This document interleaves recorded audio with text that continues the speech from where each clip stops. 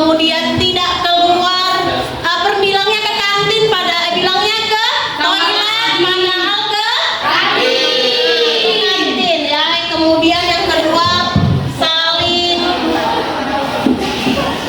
menghormati.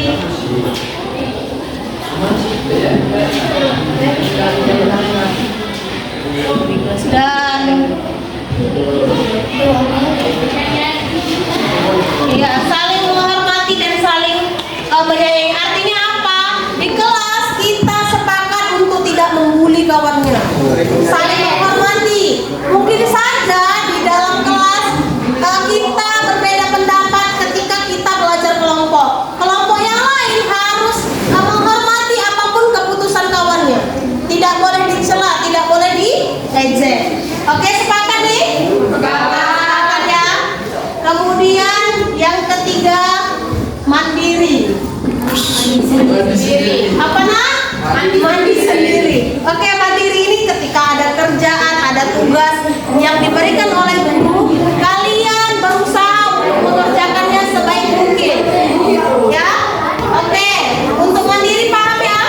Paham Bu. Oke, selanjutnya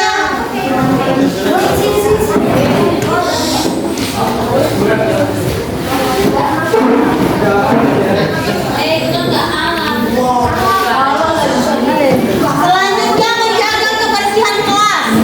Jadi warga di dalam kelas ini wajib untuk menjaga kebersihan kelas. Jangan lagi ketika gurunya masuk sampahnya masih berserakan di bawah meja. Oke, untuk keyakinan kelas kita,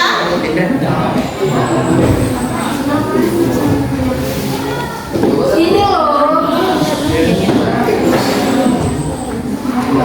Udah bisa dipahami nak untuk keyakinan kelas nak? Oke, kita ulang. Apa saja keyakinan kelas kita? Pertama, disiplin. Kedua, saling menghormati dan menyayangi. Ketiga, mandiri. Keempat, menjaga kebersihan kelas. Oke, beri tepuk tangan untuk kita semua.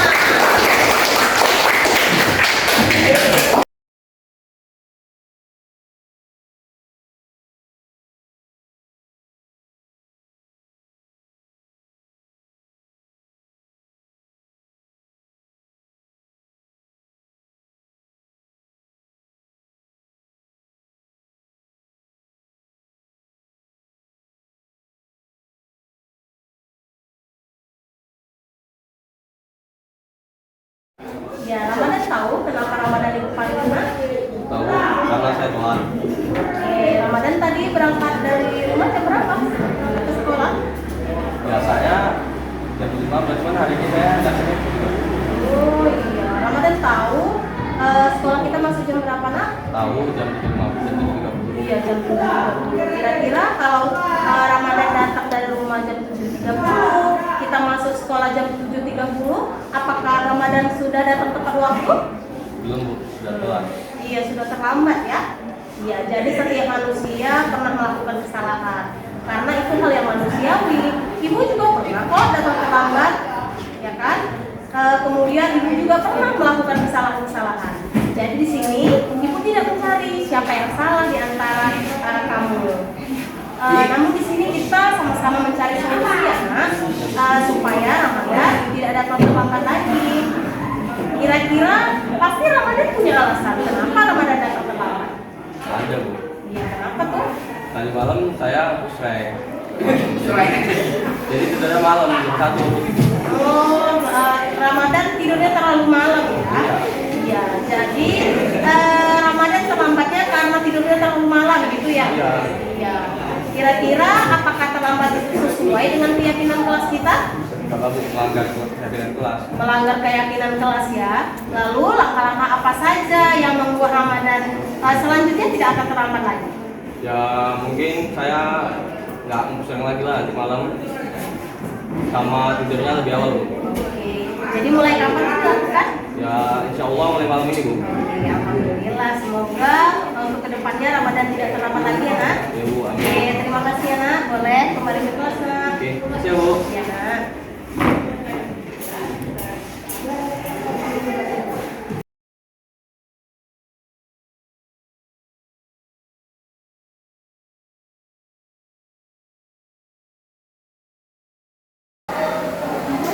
Assalamualaikum warahmatullahi wabarakatuh.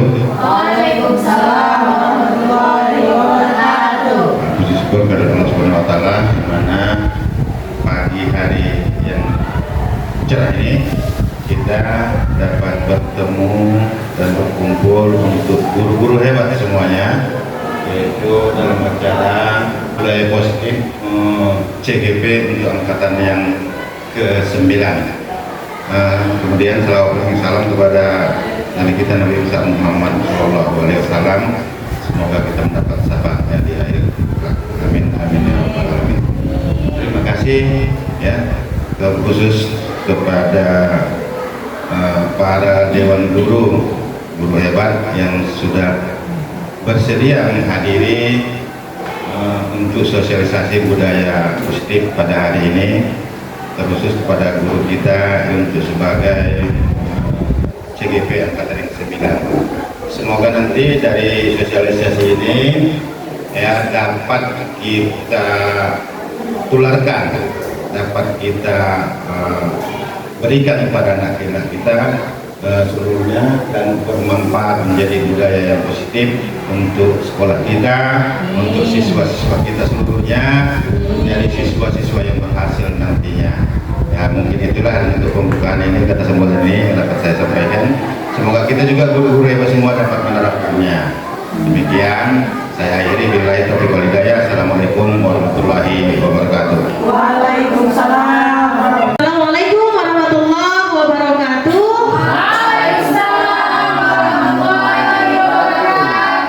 Ya, sebelumnya terima kasih saya ucapkan kepada Bapak Wakil Kepala Sekolah beserta Bapak Ibu Dewan Guru yang telah berhadir pada hari ini dalam acara Destinasi Positif Budaya Positif Modul 14 Angkatan 9 Guru Penggerak Kabupaten Langkat. Terima kasih sebelumnya kepada Bapak Ibu yang telah bersedia untuk bertemu pada hari ini. Apa kabar Bapak Ibu hebat? Sehat Bapak Ibu? Iya, alhamdulillah. Semangat ya Bapak Ibu ya. Ya, karena ketika kita sehat, ketika kita semangat, insya Allah kita juga dapat menerapkan budaya positif kepada peserta didik kita dengan semangat ya. Oke, sebelumnya saya mau bertanya kepada Bapak Ibu, ada yang tahu Bapak Ibu apa budaya positif? Ada yang tahu Bapak Ibu apa itu budaya positif Bapak Ibu? Iya, budaya positif itu adalah keyakinan-keyakinan dan kebiasaan-kebiasaan di sekolah yang berpihak kepada murid untuk menjadikan peserta didik kita itu dapat bertanggung jawab. Ya, next selanjutnya. Iya, jadi di sini menurut Ki Hajar Dewantara, kita sebagai seorang pendidik adalah seorang petani. Lalu peserta didik kita sebagai apa? Peserta didik kita itu ibarat adalah sebuah padi. Jadi kita ambil contoh perbandingan dengan hidup tumbuh-tumbuhan. Seorang petani pada hakikatnya sama kewajibannya dengan seorang pendidik yang menanam padi. Misalnya hanya dapat menuntun tumbuhnya padi, ia dapat memperbaiki kondisi tanah, memelihara tanaman padi, memberi pupuk, air, membasmi ulat-ulat atau jamur-jamur yang mengganggu hidup tanaman pada padi dan lain sebagainya. Jadi kita sebagai seorang pendidik Bapak Ibu ibaratkan sebagai seorang petani. Bagaimana kita dapat memberikan kondisi yang baik, dapat memberikan yang terbaik kepada peserta didik kita. Kalau kita saja sebagai seorang pendidik belum dapat memberikan yang terbaik kepada peserta didik, bagaimana peserta didik kita mau berhasil? Kita bagaimana caranya mau mendapatkan padi dengan hasil yang terbaik kalau si petani tadi nggak memberikan yang terbaik? Jadi begitu juga dengan kita. Kalau kita mau peserta didik kita menjadi anak yang sukses, berhasil, kita perbaiki dulu bagaimana diri kita. Sudah baikkah kita menjadi seorang pendidik? Ya kan Bapak Ibu? Next selanjutnya. Dari uraian tadi dapat kita pahami bahwa sekolah kita diibaratkan sebagai tanahnya. Jadi tadi petani adalah guru, padi atau tanamannya adalah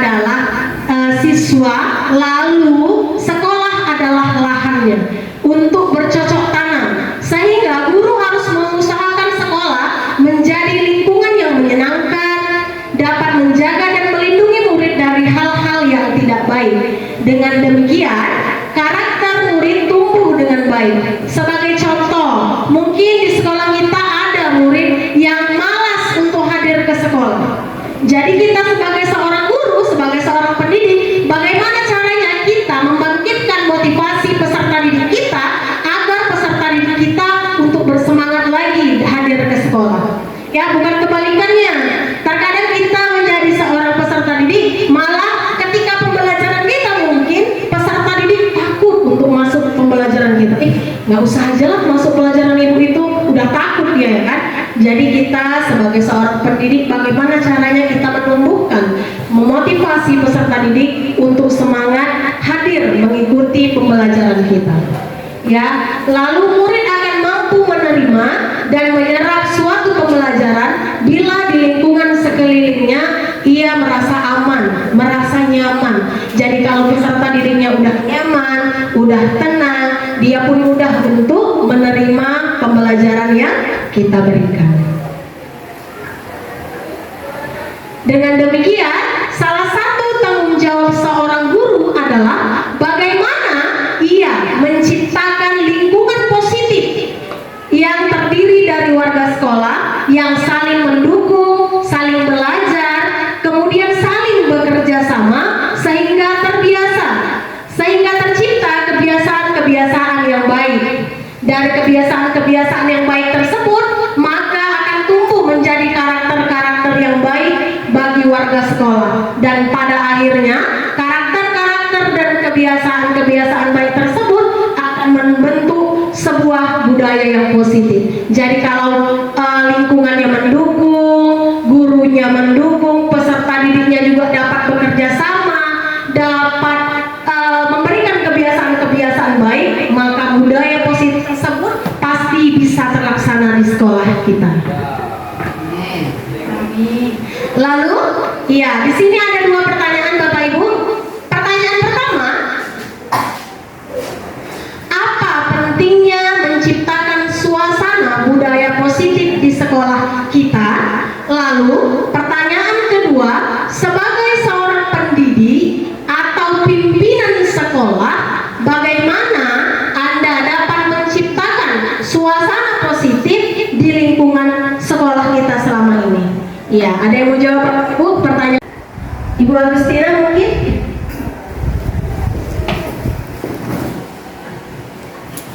Baik Ibu Haryati, saya sangat tertarik dengan slide Ibu yang di depan, yang dimana menyatakan bahwa dengan membentuk lingkungan sekolah, dimana kita membuat murid itu terlebih dahulu merasa nyaman dan merasa lingkungan belajarnya itu nyaman buat dirinya. Saya berpikir memang itu harus dilakukan, karena jika kita sudah nyaman ataupun senang dengan situasi lingkungan di mana kita akan belajar, maka akan menciptakan semangat tersendiri, ya, akan memotivasi diri kita untuk belajar lebih giat. Dan saya pikir siswa kita juga akan seperti itu.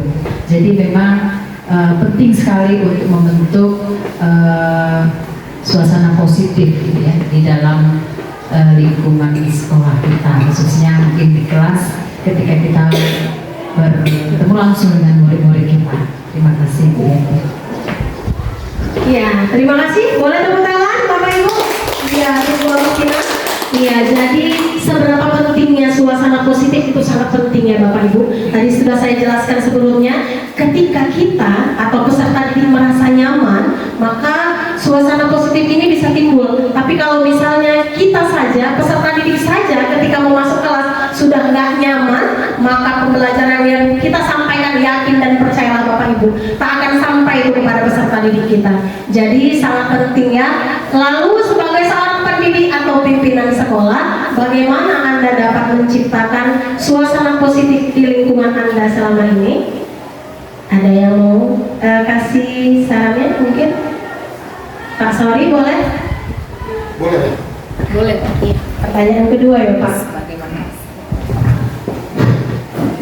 Baik, terima kasih Bu Guru untuk bisa menjawabnya.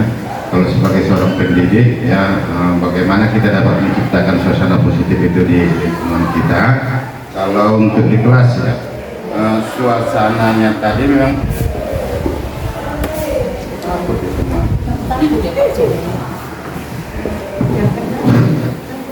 Baik ya, seperti yang juga disampaikan Bu Tina tadi, suasana positif itu memang dibutuhkan untuk suasana belajar ya. Jadi kalau sudah positif kan yang baik berarti ya Bu ya.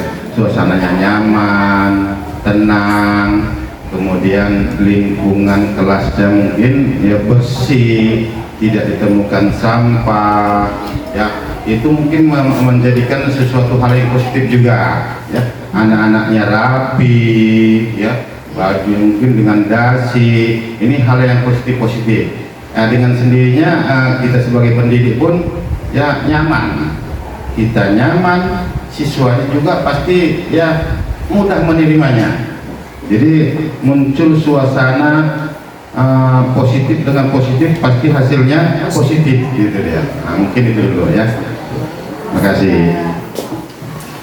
Ya, boleh beri aplaus untuk Mas Ari. Terima kasih Bapak telah memberikan sumbang sarannya ya tentang dua pertanyaan tadi. Apa pentingnya? Jadi sangat penting ya Bapak Ibu. Kemudian bagaimana menciptakan suasana positif di sekolah atau di kelas kita. Benar sekali kata Bapak tadi, bahwasanya bagaimana kita bisa membuat siswa kita itu merasa untuk nyaman di sekolah, baik dalam peraturan-peraturan yang bisa diterapkan di dalam kelas atau di lingkungan sekolah. Baik, selanjutnya disiplin, apa yang ada dalam pikiran Bapak Ibu? Ya, aturan. Iya, aturan, tepat waktu, benar sekali Bu, kepatuhan. Iya, jadi biasanya disiplin ini identik dengan kata tertib, teratur, peraturan gitu ya. Jadi kalau misalnya biasanya siswanya nggak disiplin, berarti kita sering memberikan hukuman nih Bapak Ibu. Contoh, selama ini mungkin ketika siswa terlambat masuk ke dalam kelas, tanpa kita sadari, mungkin kita sering memberikan hukuman. Padahal sebenarnya hukuman itu adalah alternatif terakhir apabila ketika perkataan, perbuatan kita juga tidak mampu untuk kita berikan kepada siswa, mungkin siswanya masih juga melakukan kesalahan-kesalahan tersebut, maka hukuman menjadi alternatif terakhir ya. Jadi hukuman itu sangat berbeda ya dengan disiplin Bapak Ibu. Biasanya kalau misalnya hukuman ini kita usahakan di dalam kelas atau di lingkungan sekolah kita, diusahakan tidak perlu digunakan sama sekali ya Bapak Ibu. Selama ini sering nggak kira-kira Bapak Ibu memberikan hukuman kepada peserta didik? Iya, sering ya. Mungkin kalau nggak siap tugas, kerjakannya berapa Bu sekarang? Tugasnya lebih banyak lagi ya, dikasih tugas ya. Oke, ya selanjutnya Bu. Ya, jadi dari disiplin positif tadi ada 6 profil pelajar Pancasila. Yang pertama Bapak Ibu, pastilah kita wajib beriman, bertakwa kepada Tuhan Yang Maha Esa dan berakhlak mulia. Kemudian berkebinekaan global, kemudian mandiri, bergotong royong, bernalar kritis dan kreatif. Ya, yang pertama kita wajib beriman kepada Tuhan ya, kepada Allah. Ketika kita sudah beriman, maka ketika kita sudah yakin, maka kita akan takut untuk meninggalkan tugas dan tanggung jawab kita sebagai seorang pendidik. Kemudian yang kedua, berkebinekaan global. Mungkin di sekolah kita dari suku yang berbeda, dari agama yang berbeda, bagaimana perbedaan itu dapat menjadi satu ya, tidak ada perbedaan, mau suku ini, mau agama ini, mau ras ini, tetap ketika menjadi di lingkungan sekolah tetap menjadi satu. Kemudian bergotong royong ya, siswa kita, peserta didik ataupun kita, bagaimana kita dapat saling bekerja sama untuk menciptakan mungkin sekolah yang lebih baik lagi. Mungkin ketika ada kegiatan-kegiatan, bagaimana cara kita dapat bekerja sama dengan peserta didik kita. Selanjutnya mandiri, bagaimana peserta didik kita dapat mampu mengerjakan tugas-tugasnya secara mandiri. Kemudian kreatif, bagaimana siswa itu bisa membuat mungkin pekerjaan yang biasanya contoh mungkin pelajaran prakarya, mungkin biasa-biasa aja nih tugas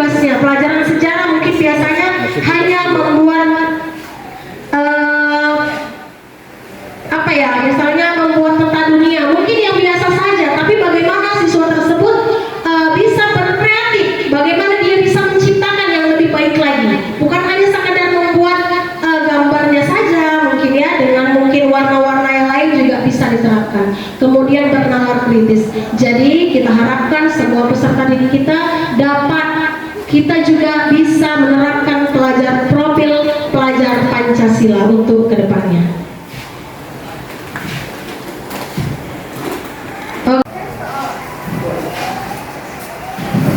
Yuk, semangat ya Bapak Ibu ya.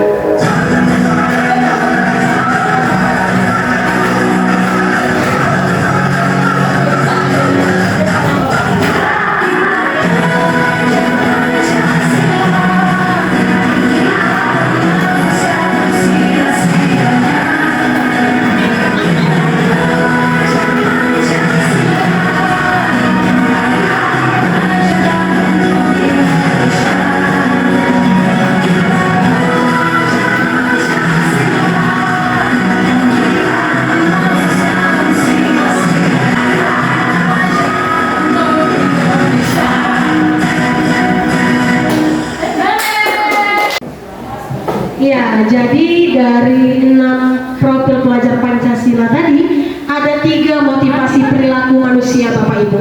Yang pertama, untuk menghindari ketidaknyamanan atau hukuman. Kemudian yang kedua, untuk mendapatkan imbalan atau penghargaan dari orang lain.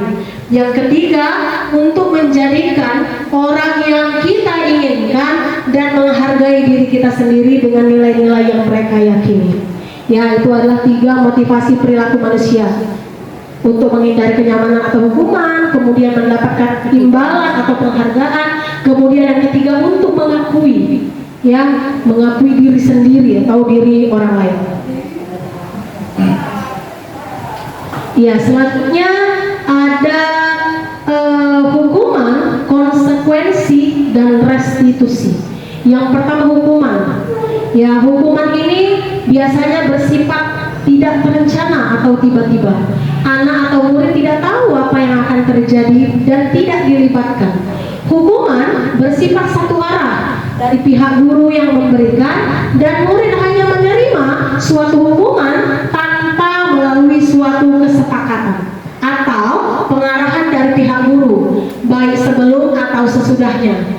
Hukuman yang diberikan bisa berupa fisik ataupun psikis. Murid, anak disakiti oleh suatu perkataan ataupun perbuatan. Ini biasanya sering nggak Bapak Ibu kita lakukan, Bapak Ibu? Iya, sering ya kan, kata Bapak Ibu ini. Iya, jadi hukuman ini biasanya tidak terencana, tiba-tiba. Ya, jadi biasa tanpa kita sadari Bapak Ibu, bisa saja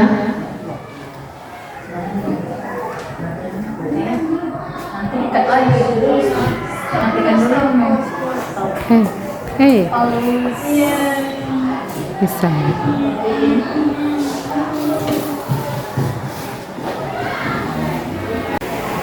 Iya, jadi ada hukuman, konsekuensi, dan restitusi ya Bapak Ibu. Hukuman ini biasanya bersifat tidak terencana atau tiba-tiba. Anak atau murid tidak tahu apa yang akan terjadi atau tidak dilibatkan. Hukuman ini biasanya bersifat satu arah. Biasanya dari pihak guru yang memberikan, dan peserta didik hanya menerima suatu hukuman tanpa melalui suatu kesepakatan atau pengarahan dari pihak guru, baik sebelum atau sesudahnya. Hukuman yang diberikan bisa berupa fisik maupun psikis. Murid atau peserta didik disakiti oleh suatu perbuatan atau kata-kata. Jadi biasanya hukuman ini bersifat tidak terencana, dan itu guru yang membuat. Peserta didik itu hanya menerima. Tanpa kita sadari Bapak Ibu, mungkin saja banyak hati peserta didik kita yang tersakiti oleh perbuatan kita atau kata-kata kita melalui hukuman tersebut, kan? Selanjutnya ada konsekuensi. Sementara disiplin dalam bentuk konsekuensi ini sudah terencana atau sudah disepakati, sudah dibahas ataupun sudah disetujui antara peserta didik maupun gurunya. Umumnya bentuk-bentuk konsekuensi ini dibuat oleh pihak guru atau pihak sekolah, dan murid sudah mengetahui sebelumnya konsekuensi yang diterima apabila ia melakukan pelanggaran. Pada konsekuensi, murid dibuat tetap tidak nyaman untuk jangka waktu pendek.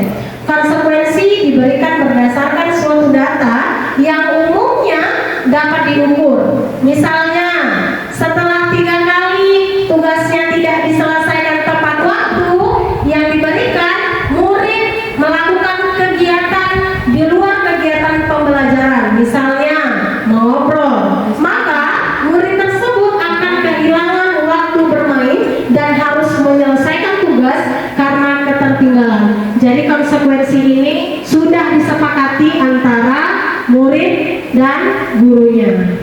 Oke, lanjut. Dan yang terakhir adalah restitusi. Apa itu restitusi? Restitusi adalah proses menciptakan kondisi bagi murid untuk memperbaiki kesalahan mereka, sehingga mereka dapat kembali pada kelompok mereka dan dengan karakter yang lebih kuat. Jadi ada 3 tadi, ada hukuman, ada konsekuensi, dan restitusi. Ya, ini ada beberapa tindakan guru ya Bapak Ibu. Jadi bisa kita cek nanti apakah ini termasuk yang mana, termasuk dari konsekuensi, kemudian hukuman ya Bapak Ibu. Yang pertama, berdiri di depan kelas dengan mengangkat satu kaki karena tidak bisa menjawab pertanyaan. Kira-kira apa nih Bapak Ibu? Hukuman, udah jelas sekali ya kan. Kemudian yang kedua, berjemur di lapangan basket pada pukul 12 karena mengobrol di jam pelajaran. Apa nih Bapak Ibu? Hukuman. Iya. Yang ketiga, kehilangan 10 menit jam istirahat untuk mengerjakan tugas karena terlambat datang dan tertinggal pelajaran selama 10 menit. Konsekuensi. Udah ada kesepakatannya ya sebelumnya. Kemudian yang keempat, lari mengelilingi lapangan basket 2 kali karena terlambat 10 menit untuk pelajaran PJOK. Kira-kira apa nih Bapak Ibu? Konsekuensi. Iya, jadi sudah dapat membedakan antara hukuman dan konsekuensi. Melalui pendekatan restitusi, ketika murid berbuat salah, guru akan menanggapi dengan mengajak murid untuk berefleksi tentang apa yang dapat mereka lakukan untuk memperbaiki kesalahan mereka, sehingga mereka menjadi pribadi yang lebih baik dan menghargai dirinya. Pendekatan restitusi tidak hanya menguntungkan korban, tetapi juga menguntungkan orang yang telah berbuat salah. Restitusi juga sesuai dengan prinsip dan teori kontrol William Glasser tentang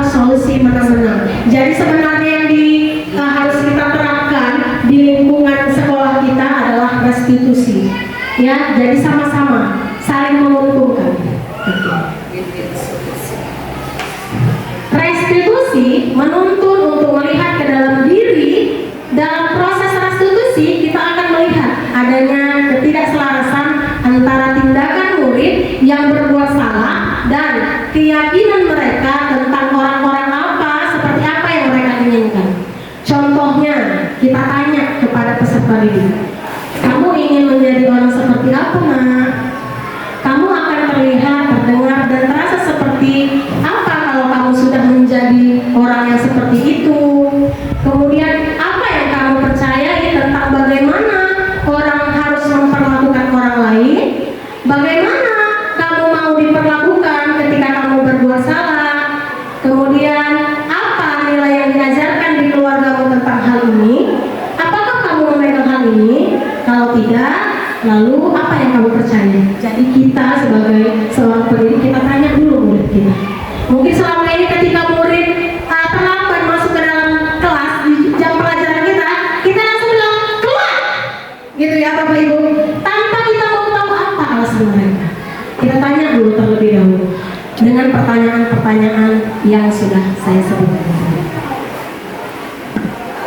Ladies and gentlemen, please welcome the new live performance by Takupas Dance Crew.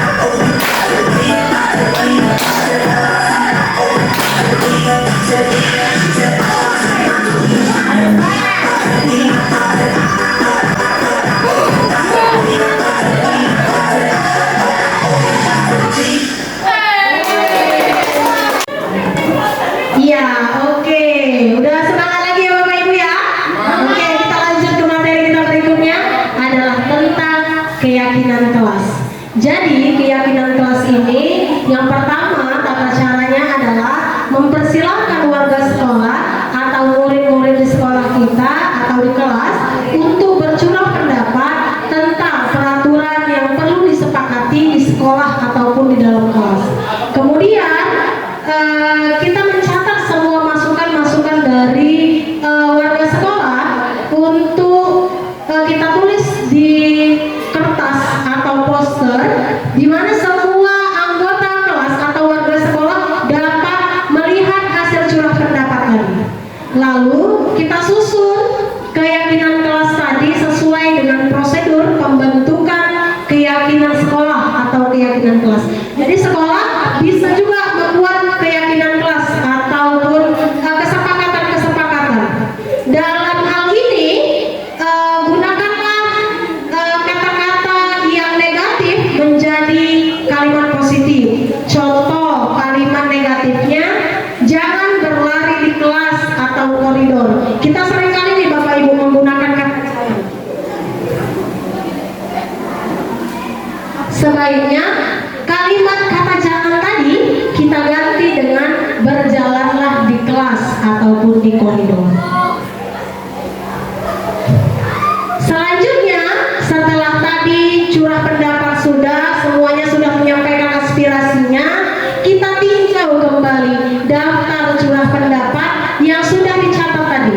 Mungkin kita mendapati bahwa pernyataan yang ditulis masih banyak yang berupa peraturan-peraturan. Selanjutnya, ajak warga sekolah atau peserta didik kita menemukan nilai-nilai kebajikan atau keyakinan yang dituju dari peraturan tersebut. Contoh, berjalan di kelas, dengarkan guru, datang tepat waktu. Ini kata-kata tersebut bisa kita jadikan satu nilai kebajikan, yaitu saling menghormati. Karena saling menghormati ini udah menyangkut ke semua aspek, ya kan? Berjalan di kelas, mendengarkan guru, hadir tepat waktu.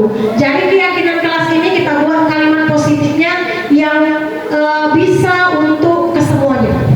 Lalu setelah itu kita tinjau kembali keyakinan sekolah kita atau keyakinan kelas kita bersama-sama. Seharusnya setelah beberapa peraturan tadi telah kita satukan menjadi beberapa keyakinan, maka jumlah butir pertanyaan atau keyakinannya nggak usah perlu dibuat banyak-banyak Bapak Ibu. 3 sampai 7 prinsip atau keyakinan saja. Karena terkadang banyak pun kita buat bisa-bisa kita yang lupa. Ya kan Bapak Ibu? Jadi nggak perlu banyak-banyak, 3 sampai 7 saja. Yang penting semua warga sekolah, semua peserta didik yang di kelas, dan kita sendiri tahu apa isi keyakinan kelas kita. Oke. Ada beberapa contoh keyakinan kelas. Kita ambil salah satunya saja, contoh keyakinan kelas 7. Kata-katanya hormat. Kami meyakini bahwa sangat penting untuk menghormati semua orang dan barang milik orang lain. Jadi satu kata tadi bisa menyangkut beberapa aspek, ya kan? Kemudian bekerja. Kami meyakini bahwa sangat penting untuk mengerjakan segala pekerjaan atau mengikuti kegiatan yang telah ditugaskan. Kemudian diterima dan dimiliki. Kami meyakini bahwa sangat penting untuk merasa diterima pada suatu kelompok dan saling peduli satu dengan yang lain. Jadi kata-kata keyakinan kelasnya kita perkecil saja, namun dalam lingkup yang lebih besar. Oke, paham ya Bapak Ibu ya tentang keyakinan kelas ya? Oke. Selanjutnya kebutuhan dasar manusia. Ini ada contoh soal ya.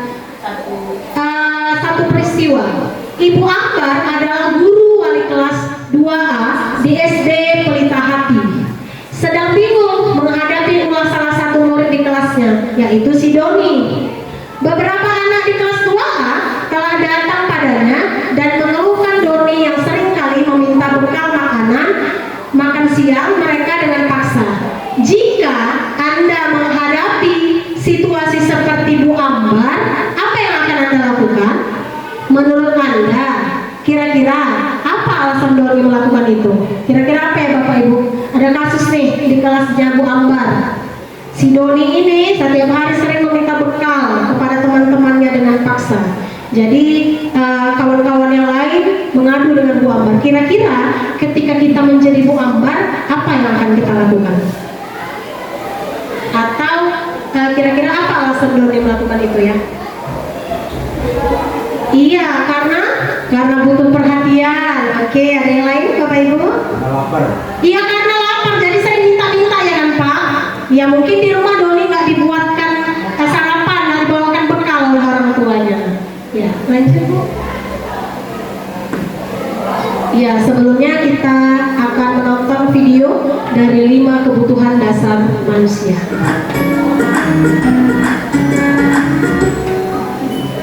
Salam dan bahagia Ibu dan Bapak guru hebat. Untuk membangun budaya sekolah yang positif dengan lingkungan yang aman dan mendukung murid untuk menjadi pribadi yang berdaya, seimbang, dan bahagia, salah satu upaya yang dapat dilakukan oleh guru adalah memahami kebutuhan dasar yang mendasari perilaku murid. Pada video kali ini, kita akan membahas tentang 5 kebutuhan dasar manusia.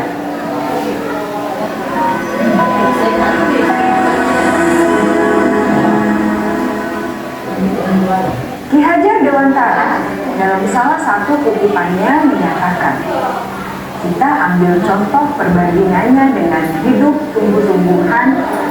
Seorang petani dalam hakikatnya sama kewajibannya dengan seorang pendidik yang menanam padi misalnya.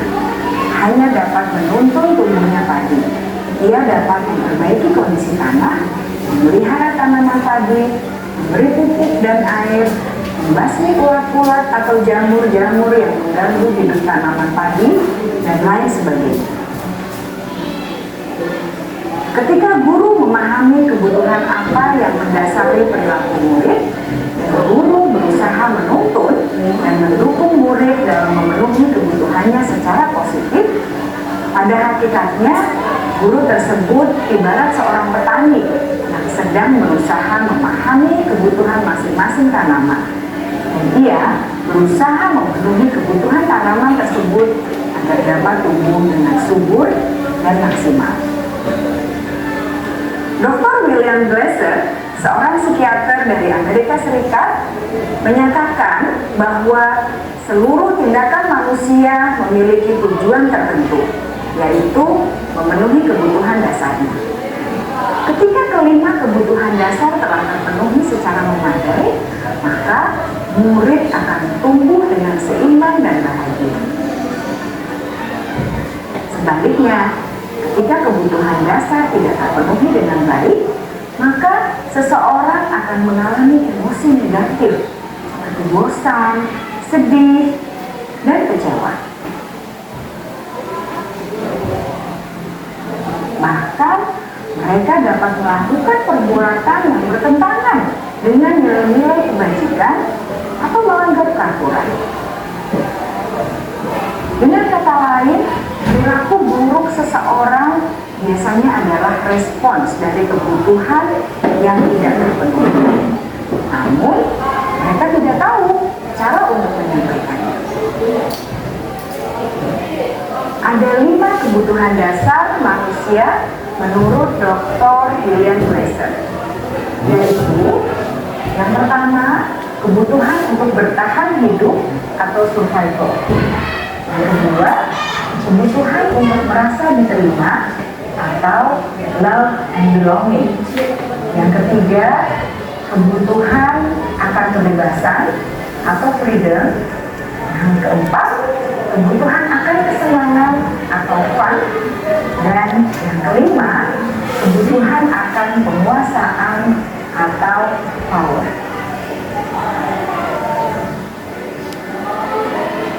Kebutuhan dasar yang pertama adalah kebutuhan yang bersifat fisiologis untuk bertahan hidup atau survival.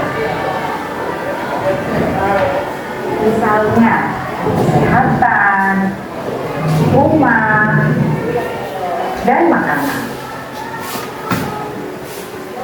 Kebutuhan biologis sebagai bagian dari proses reproduksi, termasuk kebutuhan untuk tetap bertahan hidup.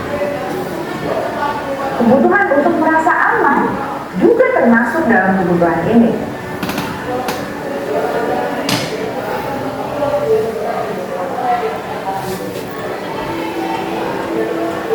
Agar murid dapat belajar dengan baik, kebutuhan mereka akan merasa aman, pangan, sandang, dan papan harus terpenuhi. Bagaimana mungkin mereka dapat belajar dengan baik bila mereka datang ke sekolah dengan perut yang lapar atau bila rumah mereka kebanjiran?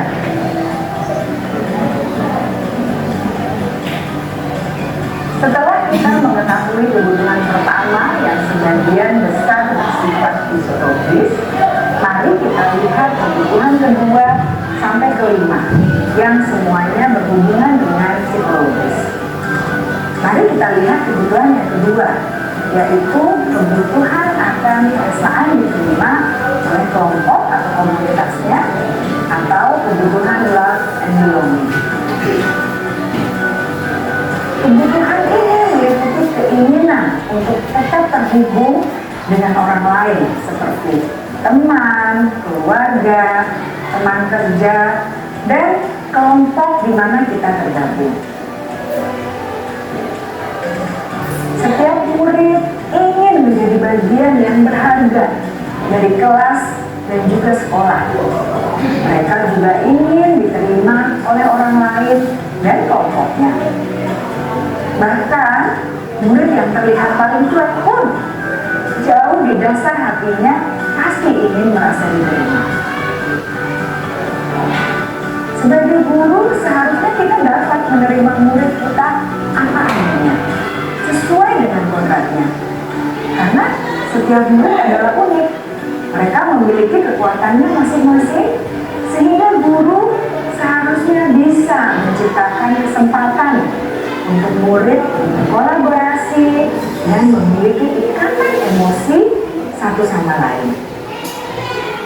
Murid-murid yang memiliki kebutuhan yang besar untuk merasa diterima, biasanya mereka belajar karena suka pada gurunya, dan mereka juga suka bekerja dalam kelompok. Kebutuhan yang ketiga adalah kebutuhan akan kebebasan atau kebutuhan membuat pilihan. Murid harus diberi kesempatan untuk membuat pilihan dan bertanggung jawab atas pilihan yang mereka telah ambil. Memberi mereka kebebasan bukan berarti membiarkan mereka melakukan apa saja yang mereka mau, melainkan lebih memberi mereka kesempatan untuk membuat pilihan, menyuarakan pendapat mereka dengan percaya diri, dan memberi mereka kesempatan untuk mencoba hal-hal yang baru. Pembelajaran dengan metode yang beragam dan menarik juga akan memenuhi kebutuhan murid tentang kebebasan ini.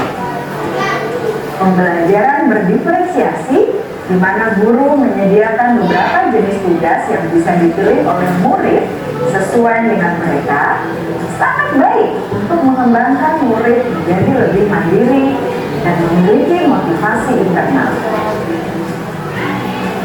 Karena kebutuhan akan kebebasan pada dasarnya adalah kebutuhan untuk mandiri, memiliki otonomi, memiliki pilihan, dan mampu mengendalikan arah hidupnya sendiri.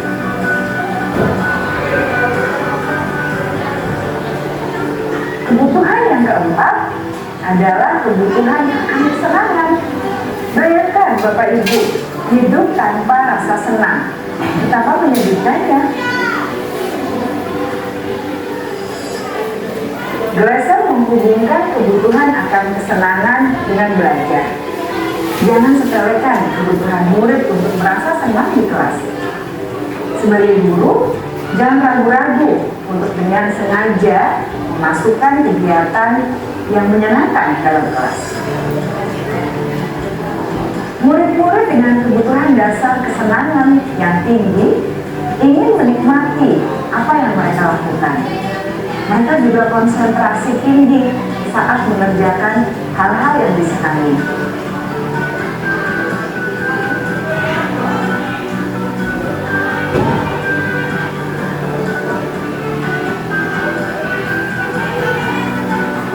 Kebutuhan yang kelima adalah kebutuhan akan penguasaan. Setiap murid memiliki kebutuhan untuk merasa kompeten, menjadi terampil, diakui pencapaian dan keterampilannya, didengarkan, bisa membuat dampak dan pengaruh, dan memiliki rasa harga diri. Mereka sebaiknya diberi kesempatan untuk membuat keputusan tentang hal-hal yang penting dalam hidupnya dan tidak merasa dikontrol oleh sistem sekolah. Pada murid yang telah menginjak usia remaja, seringkali mereka merasa tidak memegang kendali atas kehidupannya sendiri, karena guru kerap kali berpengaruh dalam mengambil keputusan. Murid-murid yang memiliki kebutuhan dasar akan penguasaan yang tinggi biasanya selalu ingin menjadi pemimpin. Mereka juga suka mengamati sebelum mencoba hal-hal yang baru. Mereka juga perfeksionis dan merasa kecewa bila melakukan kesalahan.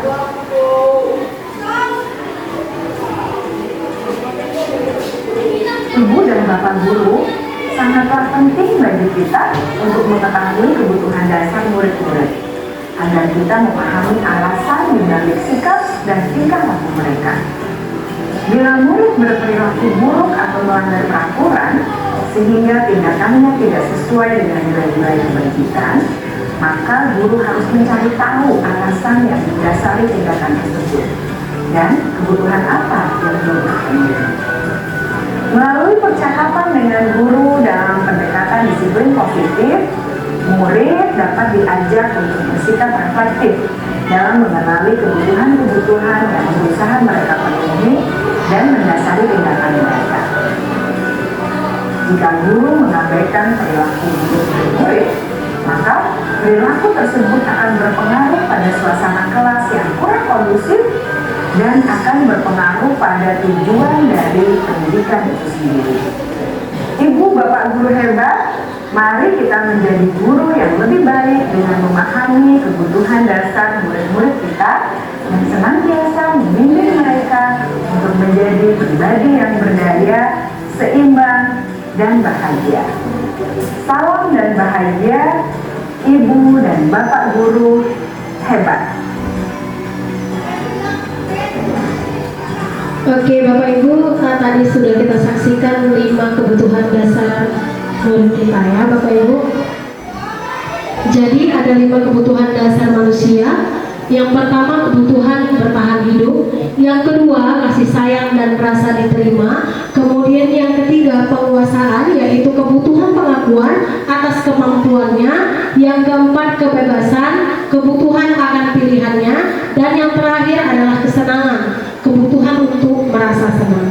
Jadi ini adalah 5 kebutuhan dasar manusia.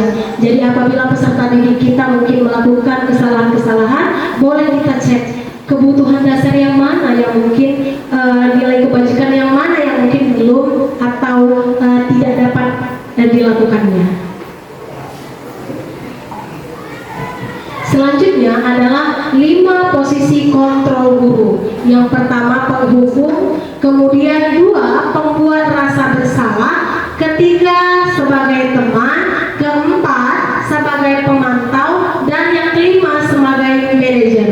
Kira-kira dari kelima posisi kontrol guru ini kita berada di posisi yang mana ya Bapak Ibu? Untuk menilai mengkoreksi diri kita di posisi kontrol yang mana, kita akan melihat video berikut ini.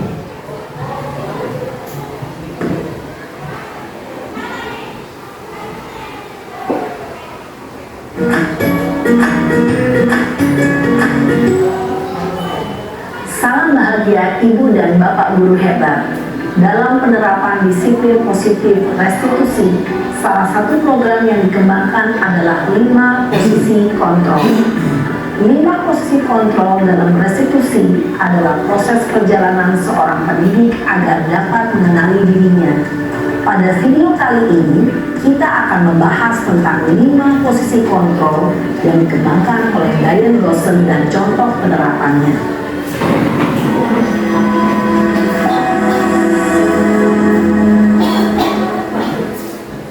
Lima posisi kontrol itu adalah 1. Posisi penghukum.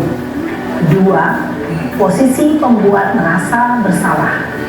3. Posisi teman. 4. Posisi pemantau atau monitor. Dan 5. Posisi manajer.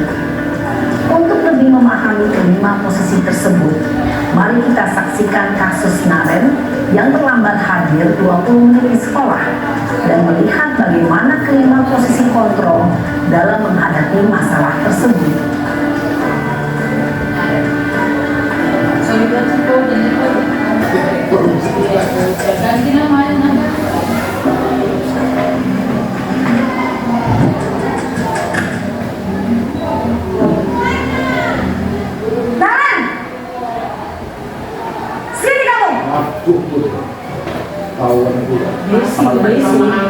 Selalu terlambat.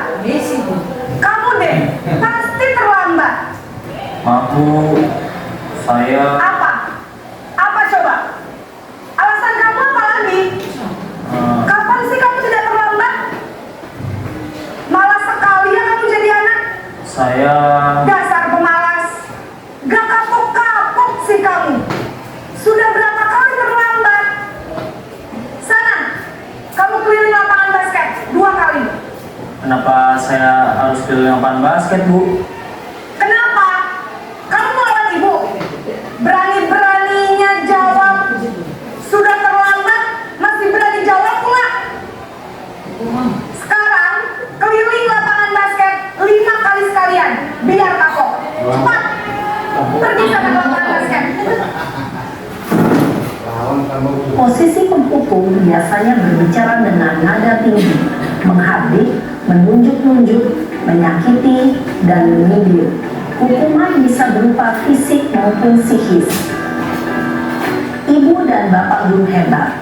Dampak yang terjadi pada murid ketika guru berada pada posisi penghukum adalah murid cenderung akan memberontak, bahkan menyimpan dendam.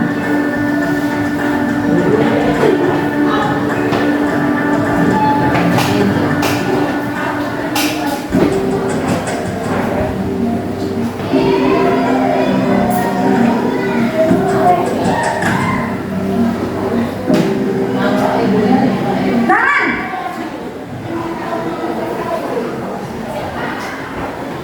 Selamat pagi Bu.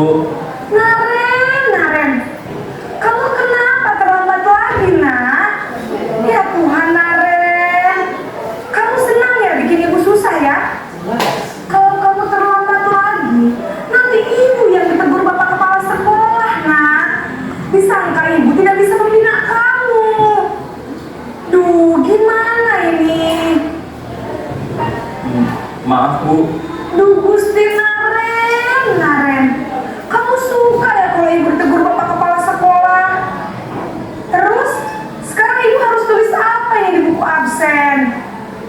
Ini kamu sudah sering terlambat loh. Ibu harus apa coba? maaf Bu, maaf sekali. Ya sudah, lain kali jangan bikin ibu susah lagi ya, nak ya. Ibu tidak akan kuat lagi kalau kamu begini terus.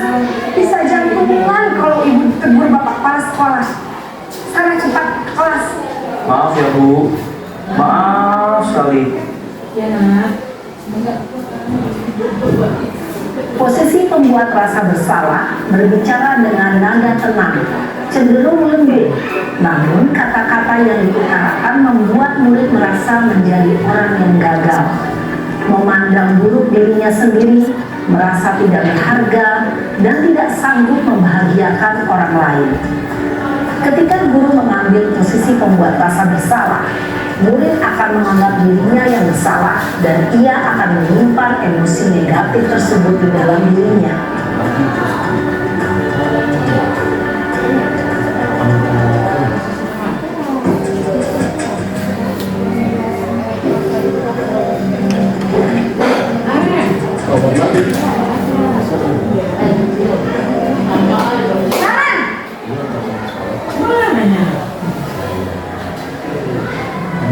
Selamat pagi Bu. Wah, sudah jam berapa ini nak? Terlambat lagi ya sayang. Iya Bu, habis ibu saya lupa bangunkan saya Bu. Kamu malah menyalahkan ibu kamu. Kamu bukannya anak yang larinya paling kencang. Kok terlambat sih? Iya Bu, saya memang terlambat bangun tadi. Jadi biarpun saya lari kencang, tetap gak kekejar Bu. Ya sudah sana, nanti lain kali larinya lebih kencang lagi ya, biar gak terlambat lagi. Bikin seneng ibu, demi ibu, bisa kan? Bisa lah Bu. Ya sudah sana masuk kelas, ibu beresin urusan absen kamu. Kamu ini ada-ada saja. Dalam posisi teman, guru berbicara dengan nada suara ramah, akrab, cenderung bersenda gurau untuk menjaga suasana tetap santai. Murid akan merasa senang, aman, dan akrab dengan guru. Identitas yang tercipta adalah identitas sukses atau berhasil. Namun, perlu diingat, karena ini masih dorongan eksternal, maka ada faktor ketergantungan dan mood kepada orang tertentu. Di sini guru absennya, sehingga di lain waktu murid bisa berperilaku baik, namun hanya kepada orang-orang tertentu saja. Oh, sudah menyampat si Iqbal. Hah? Enggak.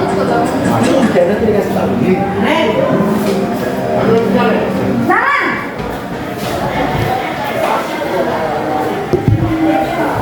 Selamat pagi Bu. Naren, apa peraturan sekolah kita tentang jam berapa kita harus di sekolahnya? Kita harus di sekolah jam 7 Bu. Iya betul, sekarang sudah jam 7.20. Naren sudah tahu konsekuensinya jika terlambat hadir. Paham Bu, saya harus tinggal kelas pas jam istirahat selama 20 menit. Iya benar, konsekuensinya demikian. Jadi nanti jam 9.30 pas istirahat, kamu harus tinggal di kelas, kerjakan tugas tambahan untuk ketertinggalan kamu, ya. Baik Bu. Posisi pemantau mengandalkan penghitungan atau data untuk mengontrol murid. Guru mengarahkan murid berdasarkan peraturan dan konsekuensi. Seorang pemantau menunjukkan bahasa tubuh dan ekspresi wajah yang datar dan cenderung formal.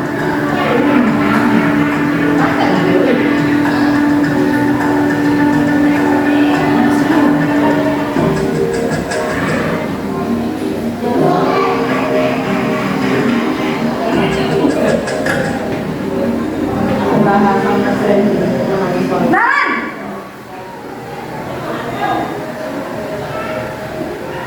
Selamat pagi Bu. Selamat pagi Naren. Maaf Bu, saya terlambat. Iya, sekolah masuknya jam 7, sekarang sudah jam 7.20. Jadi sekarang bagaimana ini Naren? Maaf Bu, saya lupa setel alarm saya semalam. Baiklah, menurut kamu, keyakinan sekolah yang mana yang perlu kamu tingkatkan? Menghargai diri sendiri dan orang lain mungkin ya Bu. Setuju. Jadi, apakah Naren meyakini prinsip saling menghormati tersebut? Iya Bu, saya meyakininya. Apakah Naren bersedia memperbaiki masalah keterlambatan ini? Bersedia Bu. Bagaimana kamu akan perbaiki masalah keterlambatan ini? Saya akan coba untuk tidak lupa menyetel alarm saya Bu. Baik, kalau Naren lupa menyetel alarm di rumah, ada orang yang kira-kira bisa bantu mengingatkan tidak? Ada Bu, kakak saya, Kak Emma. Ada lagi selain Kak Emma? Selain Kak Emma, ada ibu saya. Baik, jadi yang mengingatkan Naren adalah Kak Emma dan Ibu kamu ya. Kira-kira akan mulai secara alami kapan nih, Naren? Setelah pulang sekolah, akan segera saya lakukan.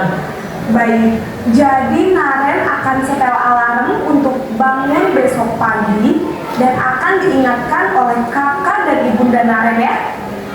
Ada lagi yang mungkin perlu dilakukan Naren agar tidak terlambat bangun lagi? Tidak ada, Bu. Baik Naren, terima kasih untuk kerjasama kamu. Sekarang kamu perlu kembali ke kelas untuk belajar. Baik, Bu. Terima kasih. Posisi manajer adalah posisi kontrol yang disarankan untuk membimbing murid memiliki sikap disiplin yang positif, yaitu murid yang mandiri, bertanggung jawab, dan dapat memecahkan masalah. Tujuan dari posisi ini adalah agar murid dapat berefleksi atas tindakannya. Guru akan dengan tulus memberikan pertanyaan-pertanyaan bermakna, sehingga membuat murid dapat belajar dari kesalahannya dan mencari sebuah solusi untuk menyelesaikannya. Ibu dan Bapak guru hebat, setelah mengamati adegan kelima posisi kontrol tadi, kira-kira posisi mana yang paling ideal? Posisi mana yang dapat menunjang motivasi intrinsik murid? Ya, tentu posisi manajer. Posisi ini memang posisi ideal yang ingin dituju setiap pendidik. Pada posisi inilah, guru dapat menerapkan disiplin positif yang berpihak pada murid, yang memerdekakan murid. Perjalanan seorang pendidik tentunya tidak mudah untuk sampai pada posisi seorang manajer. Namun, tujuan kita pasti, yaitu menciptakan murid-murid yang mandiri, merdeka, dan bertanggung jawab. Semoga penggambaran 5 posisi kontrol yang telah diperlihatkan ini dapat menjadi ajang refleksi bagi kita semua, agar dapat terus mengasah dan menerapkan disiplin positif yang memerdekakan murid. Mari terus berlatih dan bersemangat. Selamat menembakkan. Salam dan bahagia Ibu dan Bapak guru hebat. Ya, oke, tadi sudah kita dengarkan bersama 5 posisi kontrol. Ya mungkin saja dari 5 posisi kontrol tersebut mungkin kita ada kelima-limanya ya Bapak Ibu ya. Iya, jadi tadi posisi mana yang baik mungkin sebagai manajer. Kenapa itu yang paling diterapkan? Karena itu yang lebih memihak kepada murid. Kenapa selama ini kita beranggapan itu nggak mungkin? Karena belum kita coba Bapak Ibu. Jadi mulai dari sini ke depan mungkin kita akan memperbaiki 5 posisi kontrol tersebut. Oke, next. Sebelumnya, Bu. Sebelumnya lagi. Ya, jadi di sini ada kertas. Bapak Ibu boleh menuliskan kira-kira Bapak Ibu berada di 5 posisi kontrol yang mana? Nomor 1 sebagai penghukum, pembuat merasa bersalah, sebagai teman, sebagai pemantau, ataupun sebagai manajer. Boleh ditulis dan nanti kita tempelkan di dinding ya Bapak Ibu. Ini 5-5 ya boleh Bu? Sebelumnya ini kok 55. Iya, tergantung bagaimana. Iya, makanya kira-kira Ibu di posisi yang mana gitu. Kalau ada di Fauzan, Yang paling sering Bapak Ibu lakukan. hukum lah ya. Aku parlemen itu Bisa pilih 3 Bu atau 2? Satu aja. Yang paling sering Ibu lakukan yang mana? Sebagai posisi yang mana? Ya. Ya. Boleh ditempelkan di dinding ya Pak. Terima kasih Bapak. boleh ada besetan kan? Aku 2. Mana yang Bu? Enggak. 3 Bu.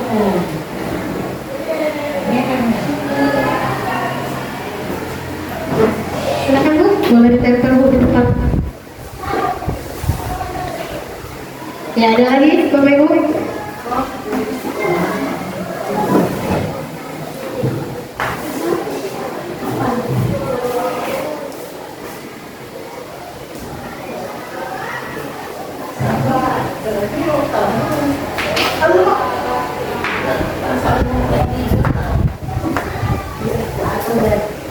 Kami ikutkan itu.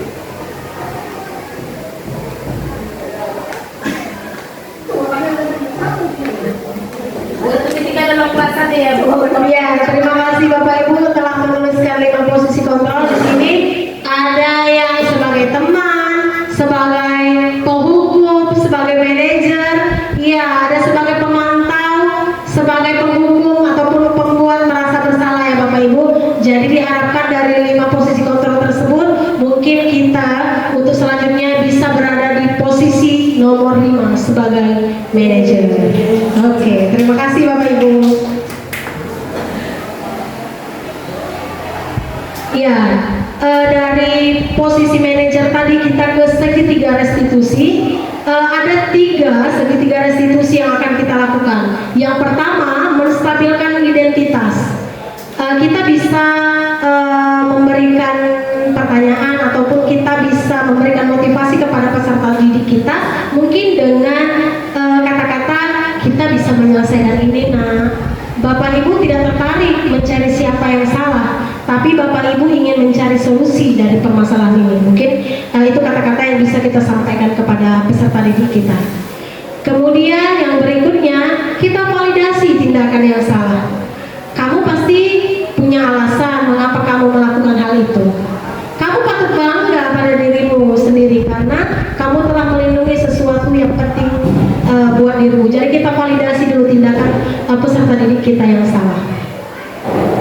Lalu selanjutnya kita tanyakan keyakinan kelas tadi.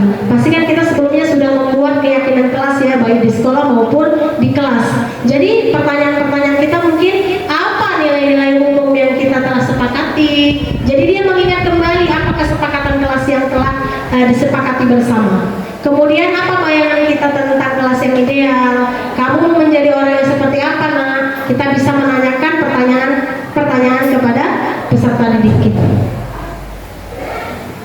Ya, mungkin itu saja pemaparan saya hari ini tentang budaya positif. Semoga kita bisa menerapkan ya Bapak Ibu. Kita adalah insan pendidik yang memiliki tugas dan tanggung jawab yang besar dalam menerapkan budaya positif di lingkungan sekolah. Niat yang tulus untuk mewujudkan pelajar profil Pancasila serta menciptakan komunitas belajar dan berbagi praktik baik dengan sesama rekan. Mari kita tetap bersemangat dan terus berkarya. Jadi kita sebagai garda terdepan di pendidikan, bagaimana kita dapat membuat sekolah kita ya, terkhususnya dapat sekolah yang menjadi sekolah yang lebih baik lagi. Bagaimana peserta didik kita bisa kita buat untuk memotivasi mereka agar mereka lebih semangat lagi menimba ilmu untuk hadir ke sekolah. Karena kalau misalnya kita saja tidak bisa memotivasi siswa, maka siswa akan merasa dia tidak dibutuhkan. Tapi kita lihat Bapak Ibu bagaimana kondisi sekolah kita.